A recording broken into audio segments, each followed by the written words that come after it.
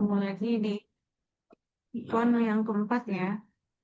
Saya mohon maaf sebelumnya karena memang telah diundur 15 menit karena saya posisinya juga masih di perjalanan nih.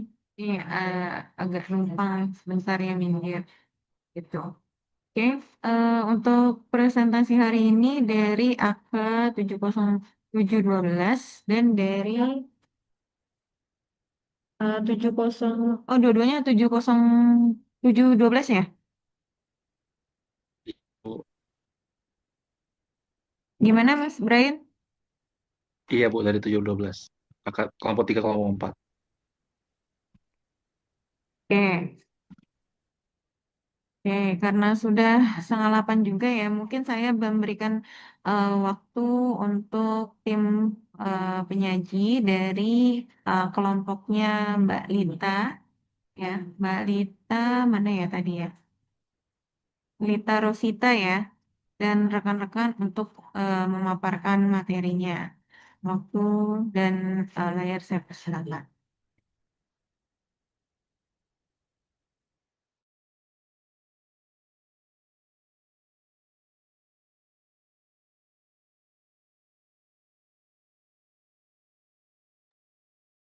Ada Mbak Lita, Mbak Lita, terus tadi sama, Baik, Ibu, kalau gitu. iya Mbak Lita gimana?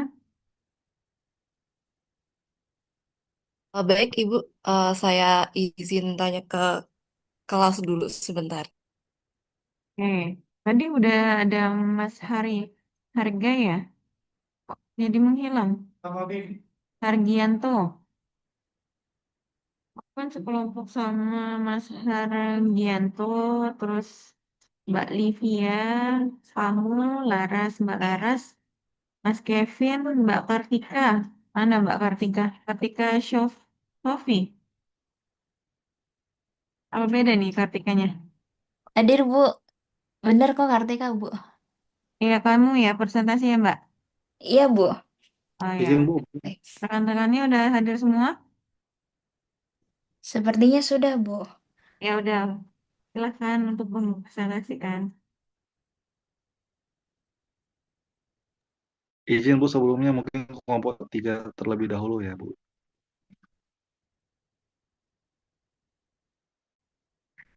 Untuk kelompok 3 dari kelompoknya, sebentar, kelompoknya Jikra tadi Bu.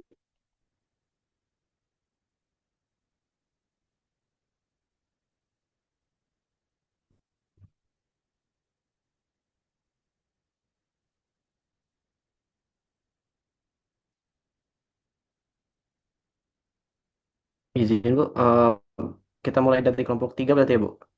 Ya siap, dari kelompok 3 dulu Bu.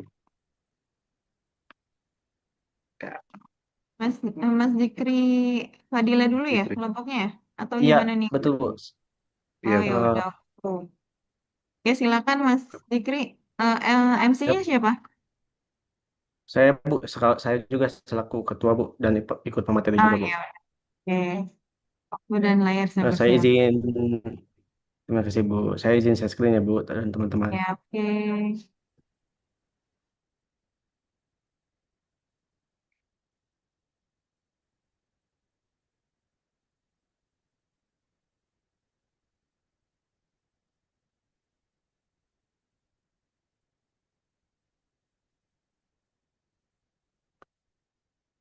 Maaf teman-teman, apakah sudah terlihat layar materinya?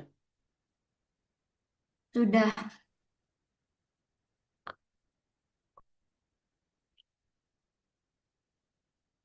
Sebelum dimulai, terima kasih pada Bu Mutiara sebagai dosen pengampu dan teman-teman semua. Perkenalkan, saya selaku ketua 3. Di sini saya bersama yang pertama Ebsan, kemudian Elsa, Elfrisna Watika, Erni Yuliana, Esti Matintan Sianturi, Farhan Febrianto, Farhan Muzaki, Fikri Haris, Fitriana Suci, Gideon, dan Bagah Dwi Krisnandi. Di sini kami membahas materi di LPS sesi 5 dan ke-6. Adapun judul pembahasan kami ialah pengendalian hasil keuangan, analisis pusat pertanggungjawaban dan transfer harga. Untuk mempersingkat waktu, saya langsung mulai. Kepada Mbak Fitriana, waktu dan tempat dipersilahkan. Ya, pertama saya akan menjelaskan capaian pembelajaran yang ingin dicapai melalui materi presentasi kali ini. Pertama, peserta diharapkan dapat memahami keunggulan sistem pengendalian hasil keuangan, yaitu bagaimana sistem ini membantu perusahaan dalam mengkontrol kinerja keuangan setiap unit kerjanya. Kedua, peserta diharapkan mampu memahami tipe-tipe pusat pertanggungjawaban keuangan seperti pusat biaya, pusat pendapatan, pusat laba, dan pusat investasi. Ketiga, peserta dapat memahami bagaimana pemilihan pusat pertanggungjawaban keuangan yang tepat sesuai dengan karakteristik dan tujuan perusahaan. Keempat, peserta diharapkan dapat memahami konsep harga transfer serta variasinya, termasuk tujuan dan dampaknya terhadap kinerja masing-masing divisi. Dengan memahami capaian pembelajaran ini, diharapkan kita memperoleh gambaran peran pengendalian hasil keuangan dalam mendukung pencapaian tujuan perusahaan. Next. Next. Pada slide ini saya akan sebelumnya Pada slide ini, saya akan menjelaskan tentang pusat pertanggungjawaban. Pusat pertanggungjawaban adalah unit kerja dalam perusahaan yang dipimpin oleh seorang manajer, di mana manajer tersebut memiliki tanggung jawab tertentu atas kinerja unitnya. Perusahaan pada dasarnya terdiri dari banyak pusat pertanggungjawaban, mulai dari unit kecil hingga divisi besar. Setiap pusat pertanggungjawaban menggunakan input seperti tenaga kerja dan biaya untuk menghasilkan output berupa barang atau jasa. Output ini digunakan oleh unit lain di dalam perusahaan atau dijual ke pihak luar untuk menghasilkan pendapatan. Dengan adanya pusat pertanggungjawaban, perusahaan dapat mengkontrol dan mengevaluasi kinerja setiap unit secara lebih terstruktur. Next. Selanjutnya, saya akan menjelaskan tentang pusat pertanggungjawaban keuangan. Pusat pertanggungjawaban keuangan adalah unit yang kinerjanya diukur menggunakan informasi keuangan, seperti biaya, pendapatan, laba, atau investasi. Manajer bertanggung jawab atas aspek keuangan sesuai dengan jenis pusat pertanggungjawabannya. Pusat ini menjadi bagian penting dalam sistem pengendalian hasil keuangan yang meliputi pertama, perencanaan dan penganggaran, kedua, pemberian insentif, ketiga, pelaporan dan evaluasi kinerja keuangan. Adapun keunggulan sistem pengendalian hasil keuangan antara lain kinerjanya objektif dan terukur. Kedua, mendorong pencapaian target keuangan. Ketiga, memudahkan koordinasi dan pengendalian. Keempat, meningkatkan akuntabilitas manajer. Dan terakhir, mendukung perencanaan strategis perusahaan. Dengan sistem ini, setiap unit diharapkan dapat berkontribusi secara optimal dalam mencapai tujuan perusahaan. Selanjutnya untuk tipe-tipe pusat pertanggungjawaban akan dijelaskan oleh Mbak Erni dan tempat dipersilakan. Izin. Izin melanjutkan Ibu dan teman-teman. Selanjutnya saya Elsa akan melanjutkan presentasi terkait tipe-tipe pusat pertanggungjawaban keuangan. Pusat pertanggungjawaban keuangan ini merupakan pusat pertanggungjawaban di mana setiap individu didefinisikan setidaknya sebagian dalam istilah keuangan. Nah, 4 jenis pusat pertanggungjawaban dibedakan menjadi yang pertama yaitu pusat pendapatan, yang kedua yaitu pusat biaya, yang ketiga yaitu pusat laba, dan yang keempat yaitu pusat investasi. Nah, yang pertama pusat pendapatan atau revenue center merupakan pusat pertanggungjawaban di mana manajer memegang tanggung jawab akan menghasilkan pendapatan yang merupakan ukuran output keuangan. Yang kedua yaitu pusat biaya atau cost center merupakan pusat pertanggungjawaban di mana manajer bertanggung jawab untuk beberapa elemen-elemen dari biaya atau pengeluaran. Nah, biaya dan pengeluaran ini diukur dalam bentuk uang, namun output tidak diukur dalam cara yang sama. Yang ketiga yaitu pusat laba atau profit center, merupakan profit pertanggungjawaban di mana manajer memegang pertanggungjawaban atas laba maupun biaya. Nah, manajer pusat laba tidak memiliki kendali atas dana-dana investasi. Dan yang terakhir yaitu pusat investasi atau investment center, merupakan pusat pertanggungjawaban di mana manajer memegang pertanggungjawaban terhadap pendapatan, biaya, dan tingkat pengembalian investasi. Selanjutnya. Nah, selanjutnya kita akan membahas terkait tujuan dan contoh dari tipe-tipe pusat pertanggungjawaban keuangan. Yang pertama yaitu pusat pendapatan.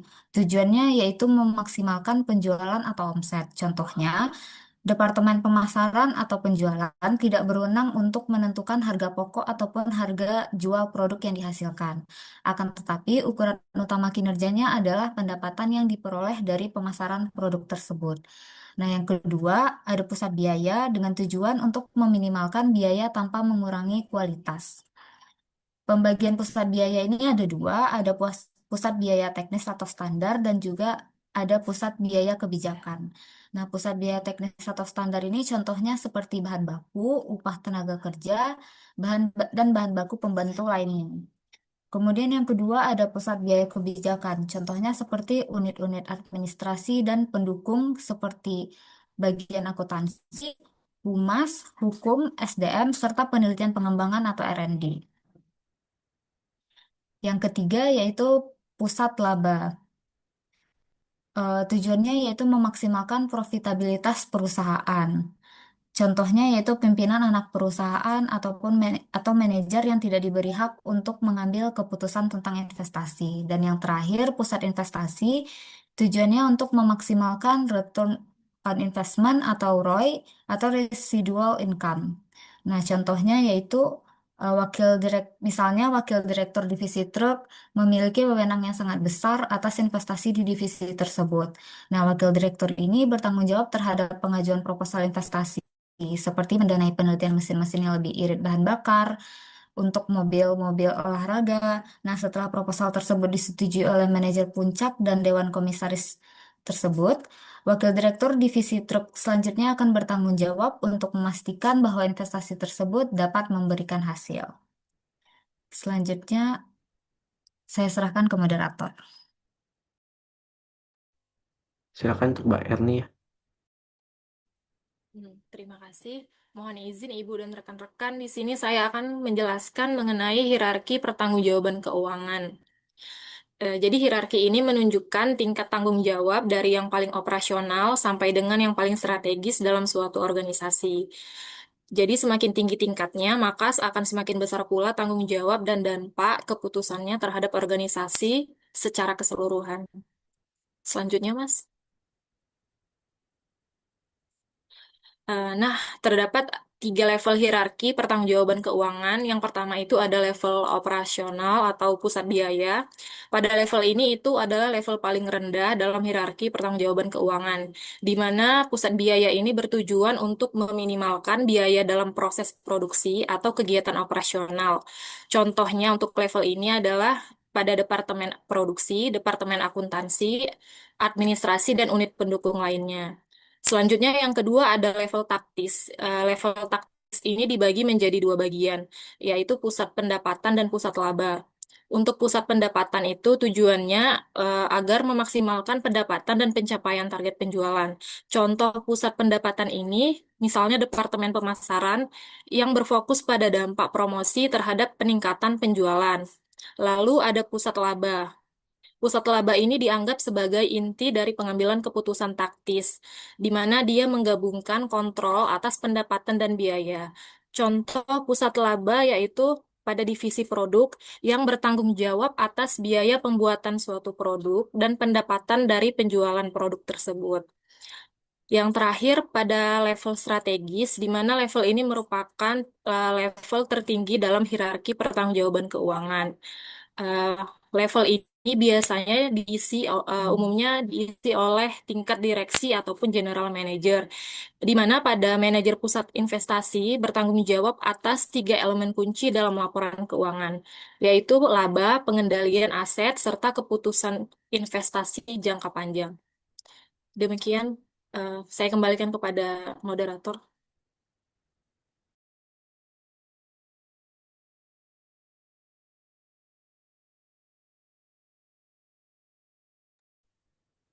Pak Elvisna silakan ya.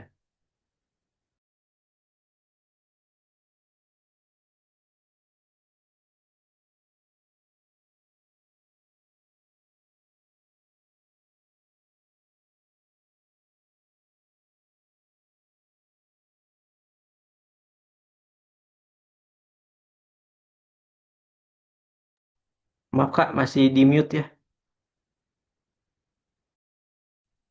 Sorry. Oke, dalam sebuah organisasi penentuan tipe pusat laba sangat bergantung pada struktur. Belum Kak, selanjutnya Kak.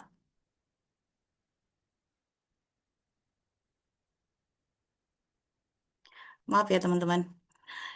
Nah, saya masuk ke varian tipe pusat laba ya. Nah, penentuan tipe pusat laba ini sangat tergantung pada struktur dan strategi bisnis yang dijalankan. Nah, secara umum ini kita dapat empat kategori utama yang dapat kita lihat pada slide ini ya. Yang pertama itu adalah pusat laba fungsional atau functional profit center. Nah, di sini unit laba dibentuk berdasarkan fungsi kerja spesifik. Contohnya misalnya seperti Departemen Pemasaran atau unit layanan, yang dimana memiliki ciri-ciri yaitu fokus hanya pada satu fungsi spesifik. Yang kedua adalah pendapatan atau biaya biasanya dipisahkan antara fungsinya. Dan yang ketiga adalah cocok untuk perusahaan yang masih menggunakan struktur fungsional. Nah, yang kedua adalah pusat laba unit bisnis atau divisi bisnis unit profit center. Ya, nah di sini berbeda dengan fungsional tadi ya teman-teman. Unit ini mengelola proses bisnis secara end-to-end mulai dari produksi hingga penjualan. Yang dimana memiliki ciri-ciri unit ini beroperasi layaknya perusahaan kecil di dalam perusahaan induk. Yang kedua adalah manajernya memiliki wewenang yang luas dan bertanggung jawab penuh atas laba rugi divisinya. Dan yang ketiga adalah model ini biasanya diterapkan pada perusahaan besar atau perusahaan multibisnis. Nah, yang ketiga adalah pusat laba berdasarkan produk atau produk profit center. Di sini pengelompokan dilakukan berdasarkan lini produk tertentu yang dihasilkan perusahaan yang memiliki tiga ciri-ciri ya. Yang pertama yaitu setiap produk memiliki target pendapatan dan biaya sendiri. Nah, yang kedua, manajemen sangat mudah menganalisis profitabilitas tiap item produk. Yang ketiga, tipe ini sangat ideal bagi perusahaan multi-brand atau yang memiliki varian produk yang sangat beragam. Dan yang terakhir adalah pusat laba berdasarkan wilayah atau pelanggan eh, regional atau customer profit center. Nah, yang keempat ini, yang terakhir adalah unit ini dibentuk berdasarkan area geografis seperti wilayah Jawa atau Sumatera maupun berdasarkan segmen pelanggan. Misalnya segmen retail dan corporate yang memiliki ciri-ciri yaitu yang pertama sangat efektif jika karakteristik pasar di setiap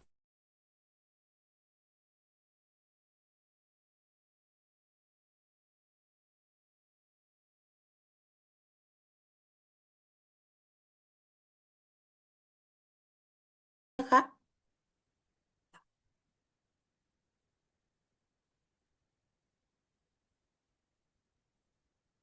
Nah, eh, setelah kita memahami berbagai variasi tipe pusat laba tadi ya, eh, kenapa, mengapa perusahaan perlu membentuk variasi tersebut ya? Jadi harus ada tujuan kenapa itu terbentuk.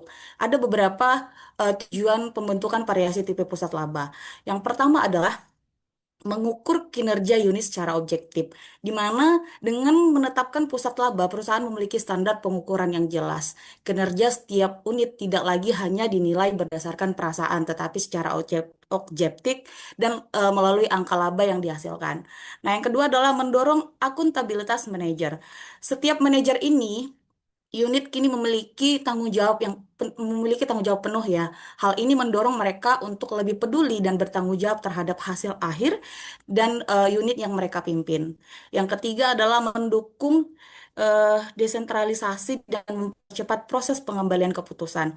Struktur ini memungkinkan adanya desentralisasi di mana keputusan tidak selalu harus menunggu dari pusat. Nah, hal ini secara otomatis mempercepat proses pengambilan keputusan di tingkat operasional. Selanjutnya adalah mendorong efisiensi biaya dan peningkatan pendapatan. Dan selanjutnya mempermudah perusahaan mengidentifikasi unit yang berkinerja baik atau buruk. Nah, di sini karena manajer fokus pada labanya, mereka akan secara alami mencari cara untuk menekan biaya yang tidak perlu dan mencari peluang baru untuk meningkatkan pendapatan mereka gitu. Nah, yang selanjutnya adalah eh, memberikan dasar yang kuat untuk evaluasi, perencanaan, dan pengendalian. Selanjutnya saya Hmm? silakan ke rekan saya slide selanjutnya. Besok apa? Oke, selanjutnya adalah kita membahas Nggak tentang tahu. Oke, selanjutnya kita membahas tentang pengukuran kinerja pusat laba. Yang pertama ada laba kontribusi, di mana rumusnya itu adalah penjualan dikurangi biaya variabel. Laba kontribusi ini adalah digunakan untuk mengukur kontribusi unit dalam menutup biaya tetap perusahaan yang berguna untuk keputusan jangka pendek seperti penetapan harga produk. Contoh biaya variabel itu adalah seperti biaya bahan baku langsung. Yang kedua ada laba langsung, di mana rumusnya ini adalah laba kontribusi sebelumnya kita kurangin lagi dengan biaya tetap yang dapat ditelusuri. Ini untuk mengukur kinerja manajer unit karena biaya tetap yang traceable atau yang dapat ditelusuri itu biasanya berada dalam kendali suatu manajer. Nah, contohnya adalah biaya sewa gedung, di mana berarti manajernya yang menentukan seberapa besar sih sewa gedung yang digunakan. Lalu nomor tiga adalah laba yang dapat dikendalikan, di mana rumusnya adalah laba langsung kita kurangi dengan biaya tetap bersama yang dialokasikan. Nah, ini rumus ini digunakan untuk menentukan ukuran yang ideal untuk mengevaluasi kinerja manajer. Fokusnya adalah pada elemen yang berada di bawah kendali mereka. Contohnya seperti gaji direktur utama. Yang terakhir lalu laba bersih, di mana rumusnya adalah semua pendapatan dikurangi dengan semua biaya. Ya, maka ini adalah mengukur total kontribusi dari seluruh unit suatu perusahaan terhadap laba bersih perusahaan secara keseluruhan. Next slide, moderator. Yes, yes, yes. Nah, Next slide, moderator. mengukur kinerja pusat investasi ini ada beberapa.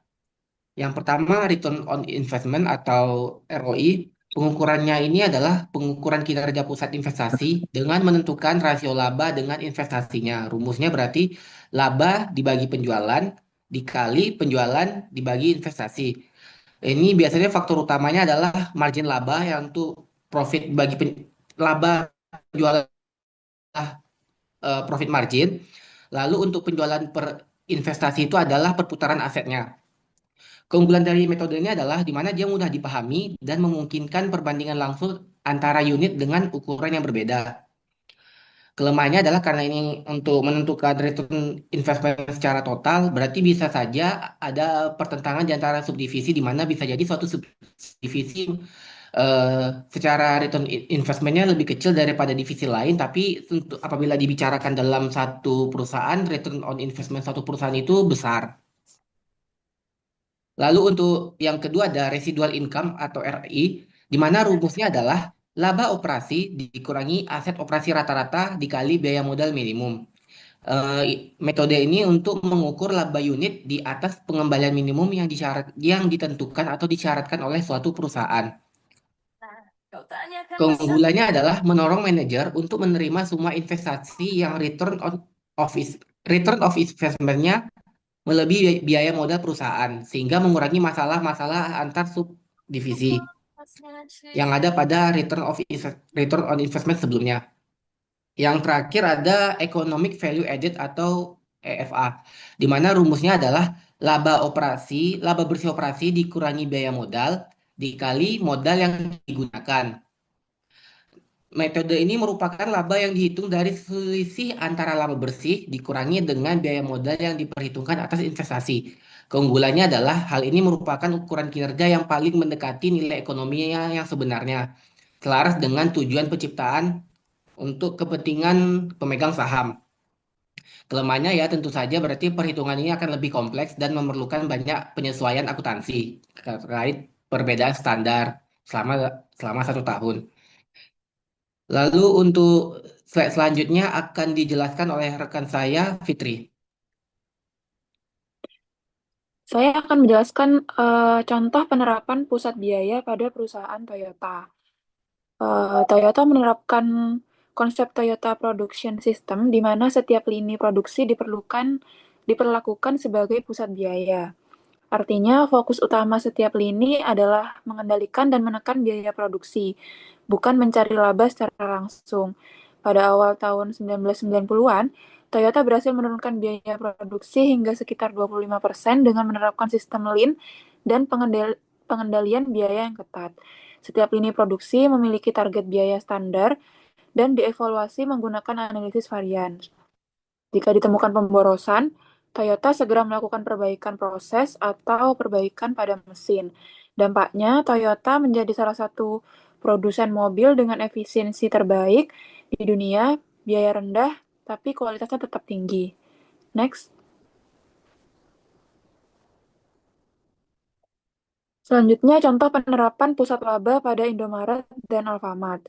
Setiap gerai Indomaret dan Alfamart diperlakukan sebagai pusat laba, sehingga masing-masing toko bertanggung jawab atas pendapatan dan biaya yang terjadi.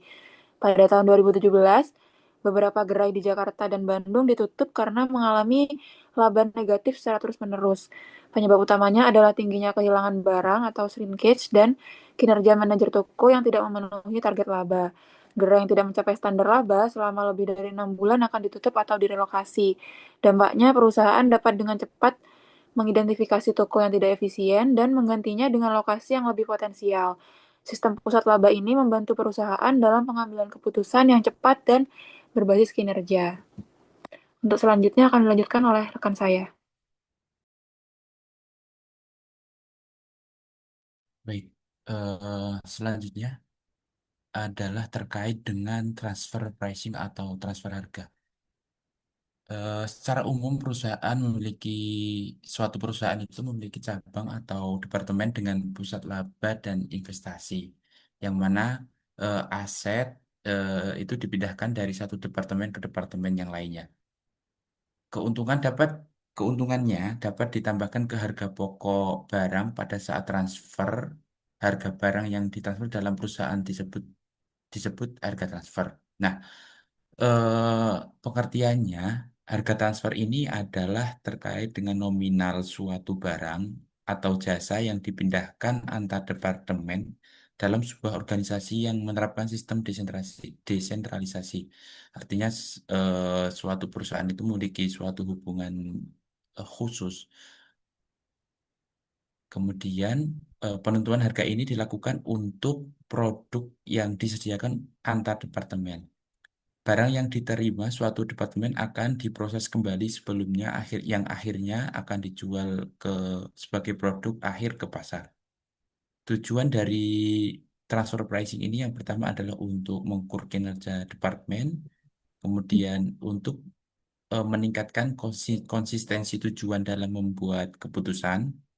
Yang ketiga adalah untuk meningkatkan komunikasi yang efektif dan memberikan informasi yang relevan. Mungkin sebagai ilustrasi bahwa kita anggap antara A dan B ini adalah suatu perusahaan atau departemen yang memiliki ikatan khusus atau terdesentralisasi. Ketika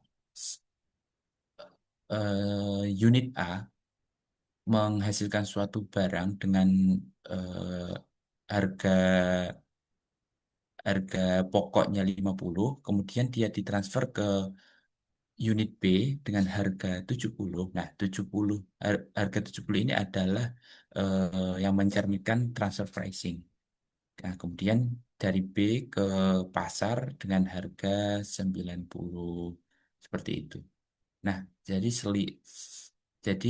selisih antara 50 ke 70 yaitu 20 itu adalah merupakan harga keuntungannya atau keuntungan untuk unit A. Nah, ketika suatu perusahaan antara A dan B ini tidak terikat ataupun tidak memiliki suatu ikatan terdesentralisasi atau kita bisa sebut antara induk dan perusahaan induk dan anak itu, maka nanti maka supply demand di situ akan mempengaruhi untuk barang tersebut. Demikian, selanjutnya akan dilanjutkan oleh rekan saya.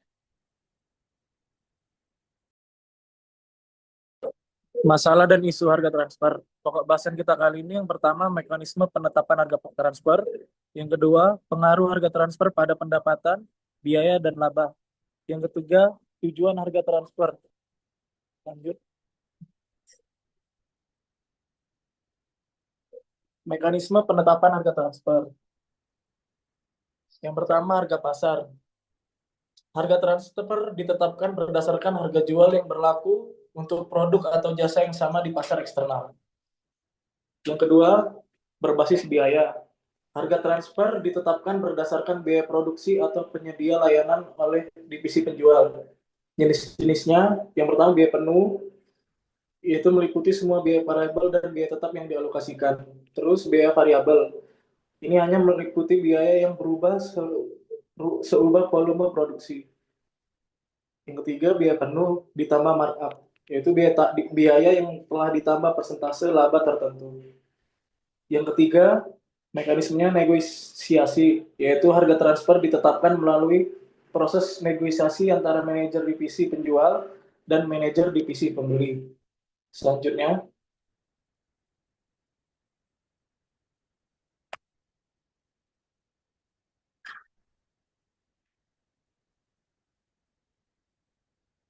next. Ini pokok bahasan kali ini, pengaruh harga transfer pada yang pertama pendapatan. Apabila harga transfer yang lebih tinggi, maka pendapatan divisi penjual akan naik. Namun sebaliknya, harga transfer yang lebih rendah, pendapatan divisi penjual akan turun. Pengaruh terhadap biaya, apabila harga lebih tinggi, biaya akan lebih besar, sementara laba akan menurun. Sebaliknya, apabila harga yang lebih rendah, biayanya akan lebih kecil dan labanya akan meningkat. Pengaruh terhadap laba. Harga transfer adalah eliminasi pada tingkat konsolidasi, sehingga laba bersih perusahaan secara keseluruhan tidak berubah selama semua unit berada dalam satu entitas hukum atau negara yang sama.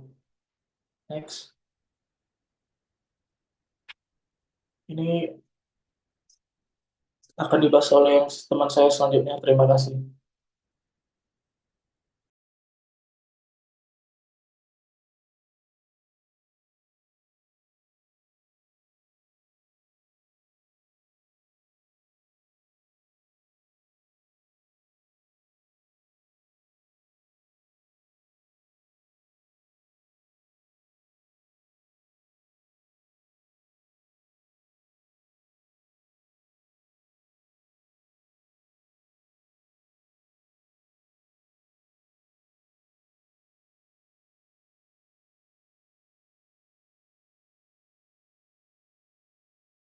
Tujuan harga transfer. Yang pertama, tujuan sinyal ekonomi.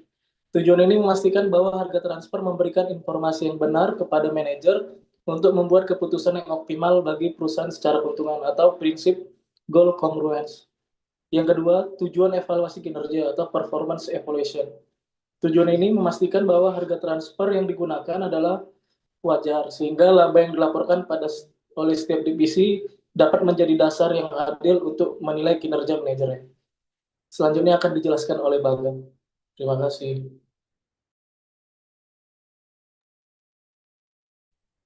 Oke. Selanjutnya metode dalam analisis dari harga transfer.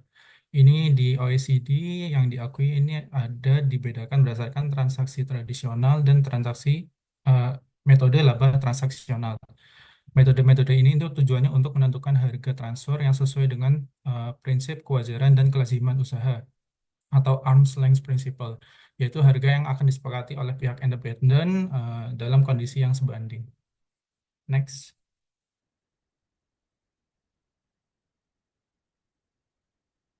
Nah, yang pertama ini comparable uncontrolled price method atau CUP method. Ini yang sebelumnya oleh Mas Gideon ini disebut sebagai harga pasar. Jadi ini aspek yang pertama ini untuk definisinya itu metode yang membandingkan harga yang ditetapkan atas suatu transaksi afiliasi dengan harga atas transaksi independen yang sebanding. Intinya adalah harga atas perbandingan antara harga kepada misalkan atas perusahaan yang terafiliasi dengan perusahaan yang tidak terafiliasi. Fokus utama dari metode ini adalah mengkoreksi harga bukan laba atas harga jual atau beli per unit barang atau jasa yang dikenakan. Indikator kewajaran dari metode ini adalah harga itu transaksi afiliasi dengan yang tidak terafiliasi apakah berada di rentang harga yang sudah disepakati atau titik harga tertentu. Kemudian standar kesebandingan ini cukup ketat dalam metode ini. Yang pertama itu karakteristik dari produk atau jasanya, misalkan identik atau sangat serupa. Yang kedua adalah terkait dengan kondisi transaksi, misalkan terkait dengan volume, misalkan kan kalau kita beli volume yang lebih banyak tentunya dapat harga yang lebih menarik atau jangka waktu, ada juga syarat pembayaran atau tingkat perdagangan, misalkan transaksi di domestik ataupun internasional. Kemudian kondisi penerapannya, pertama yang paling ideal itu untuk transaksi komoditas, misalkan karena harga pasar ini mudah diakses dan tersedia di internet, misalkan untuk di Indonesia ada di ESDM untuk komoditas atau di internasional ada di Trading Economics. Yang kedua adalah jasa sederhana atau aset tak berwujud yang sederhana, misalkan terkait dengan pembayaran royalti. Yang ketiga adanya data internal metode CUP ini, misalkan perusahaan juga bertransaksi dengan pihak independen yang terafiliasi atau pihak independen yang tidak terafiliasi untuk produk atau jasa yang sama. Next.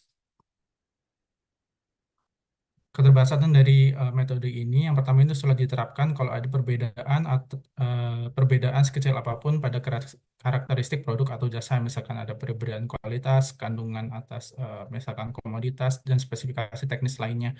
Yang kedua, sulit diterapkan jika terdapat perbedaan signifikan pada kondisi transaksi, misalkan ada beda volume, syarat pembayaran, syarat pengiriman. Yang ketiga, terdapat perbedaan geografis yang mempengaruhi harga secara substansial. Untuk kelebihan dari metode ini adalah yang paling akurat dan persuasif, karena jika sebandingan tadi itu bisa didapatkan atau dicapai itu jadi ada bukti terkait dengan metode ini bisa digunakan secara langsung dan andal mengenai kewajaran harga. Yang kedua adalah fokus langsung pada harga sesuai pada prinsip kewajaran dan kelaziman usaha yang berfokus pada harga yang disepakati oleh pihak independen, juga terkait dengan perusahaan afiliasi gitu.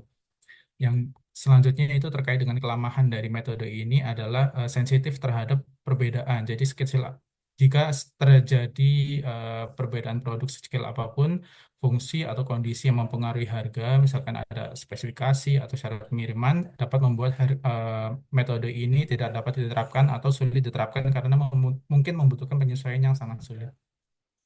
Next.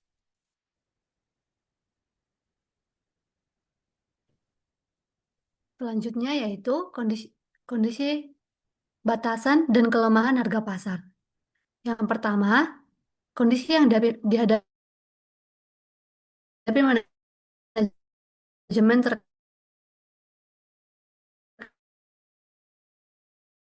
ketersediaan sumber.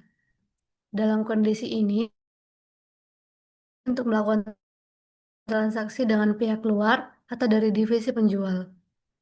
Keputusan mengenai sumber pembelian atau penjualan, termasuk harga transfer yang digunakan, diserahkan kepada manajer divisi, sehingga campur tangan dari manajer kantor pusat dapat diminimalkan. Yang kedua yaitu menghadapi kendala sumber, yakni kondisi di mana kapasitas produksi divisi penjual tidak mampu memenuhi seluruh permintaan yang ada. Divisi penjual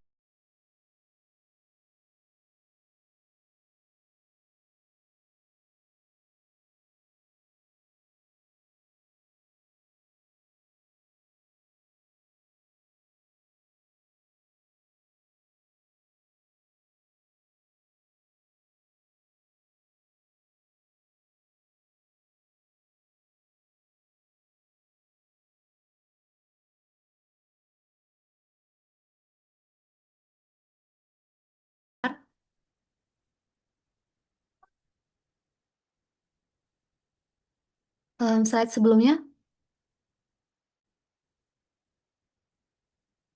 Kemudian, batasan dalam penerapan harga pasar. Dalam penerapannya, terdapat batasan-batasan yang harus diperhatikan oleh manajemen saat menentukan harga. Yang pertama, jika harga divisi penjual sama dengan harga pasar, maka divisi pembeli wajib membeli dari divisi penjual. Meskipun pasar menyediakan alternatif yang lebih kompetitif, divisi pembeli harus tetap melakukan pembelian dari divisi penjual selama divisi penjual mampu menyediakan produk dengan harga yang setara dengan harga pasar. Yang kedua, apabila terjadi distress price dari pemasok, yaitu situasi ketika pemasok luar menawarkan harga yang sangat rendah, namun secara temporer, divisi pembeli tidak diperbolehkan untuk beralih ke pihak luar. Hal ini menunjukkan bahwa distress price dianggap tidak relevan dengan sebagai dasar penetapan harga transfer, karena tidak mencerminkan kondisi pasar yang berkelanjutan. Namun demikian, aturan ini juga dapat membatasi divisi pembeli dari memanfaatkan peluang pengamatan biaya jangka pendek yang mungkin lebih signifikan. Yang ketiga, perubahan sumber pembelian atau harga transfer harus disetujui kantor pusat. Hal ini untuk memastikan bahwa keputusan yang diambil tidak hanya menguntungkan satu divisi, tetapi selaras dengan kepentingan perusahaan secara keseluruhan. Selanjutnya, kelemahan dalam penerapan harga pasar. Yang pertama, tidak semua produk memiliki harga pasar yang tersedia. Tidak semua produk memiliki harga pasar yang dapat dijadikan acuan, terutama jika produk tersebut bersifat khusus atau terbatas untuk kebutuhan internal saja. Yang kedua, harga pasar sering berubah sehingga harga transfer juga ikut berubah. Harga pasar pada umumnya fluktuatif dan dapat berubah dalam jangka waktu yang relatif singkat, sehingga perusahaan harus menyesuaikan harga transfer. Hal ini dapat mengganggu stabilitas anggaran dan mempersulit manajemen operasional divisi dalam melakukan perencanaan. Yang ketiga, satu produk bisa memiliki beberapa harga pasar. Hal ini terjadi karena pasar menawarkan berbagai variasi harga tergantung perbedaan volume pembelian, kualitas, lokasi, atau keadaan-keadaan lainnya. Perbedaan ini juga membuat perusahaan kesulitan dalam memilih harga yang menggambarkan harga produk sebagai dasar transfer pricing. Yang keempat, penghematan biaya hanya dinikmati oleh divisi pembeli. Ketika harga pasar digunakan sebagai harga transfer, penghematan biaya hanya menguntungkan divisi pembeli. Hal ini dapat menciptakan ketidakseimbangan insentif karena divisi penjual tidak memperoleh manfaat yang sepadan dari efisiensi yang mungkin telah dicapai dalam proses produksinya. Berikutnya akan dijelaskan oleh teman saya. Baik, terima kasih. Mohon izin Ibu. Untuk selanjutnya adalah metode perhitungan harga pasar, salah satunya dengan cost plus method ya. Jadi cost plus method ini adalah metode penetapan harga transfer dengan menghitung total biaya produksi yang dikeluarkan oleh masing-masing divisi penjual, kemudian menambahkan presentase laba atau markup yang dilakukan oleh divisi penjual untuk ditetapkan oleh manajemen. Jadi rumus umumnya ada di slide. Intinya adalah total biaya plus total biaya dikali markup. Jadi harga transfer diperoleh dari total biaya plus total biaya dikali markup. Biasanya metode ini digunakan ketika harga pasar eksternal tidak tersedia atau tidak dapat dijadikan acuan. Selanjutnya. Nah, jadi cost plus method ini tujuannya adalah ada 5, saya rangkum menjadi 5, intinya untuk menjamin divisi penjual memperoleh laba yang wajar, lalu memperoleh penetapan harga antar divisi, yang ketiga mendorong efisiensi biaya perusahaan, dan yang keempat mendorong penilaian kinerja divisi serta menciptakan keadilan antar divisi. Dasar perhitungan biayanya menggunakan 4 biaya secara umum, yaitu biaya variabel, biaya penuh atau full cost, lalu biaya full cost plus itu ditambah markup, tadi biaya tadi yang ditambah markup, lalu biaya standar. Setidaknya ada 5 prosedur penetapan untuk penetapan cost plus method ini. Yang pertama adalah menunjukkan jenis biaya yang digunakan, biasanya variabel penuh atau standar. Lalu yang kedua adalah menghitung total biaya produksi divisi penjual. Yang ketiga menghitung harga transfer. Yang keempat adalah menggunakan rumus umum tadi, yaitu perhitungan harga transfernya dengan biaya ditambah biaya dikalikan markup. Dan yang terakhir adalah menetapkan harga sebagai dasar transaksi antar divisi. Untuk selanjutnya akan dijelaskan oleh rekan saya. Selanjutnya contoh dari cost plus method tadi ialah ada perusahaan bernama PT Alfa memiliki 2 divisi. Yang pertama itu divisi komponen atau penjual memproduksi gear unit. Kemudian divisi perakitan atau pembeli membutuhkan gear unit untuk produk akhir. Harga pasar gear unit ini ialah 900 per unit. Namun pasokan terbatas, maka perusahaan memilih untuk memakai metode biaya ditambah laba. Berikut merupakan komponen per unit untuk biaya sesungguhnya dan biaya standar. Terdapat pada biaya variabel produksi, tetap produksi, variabel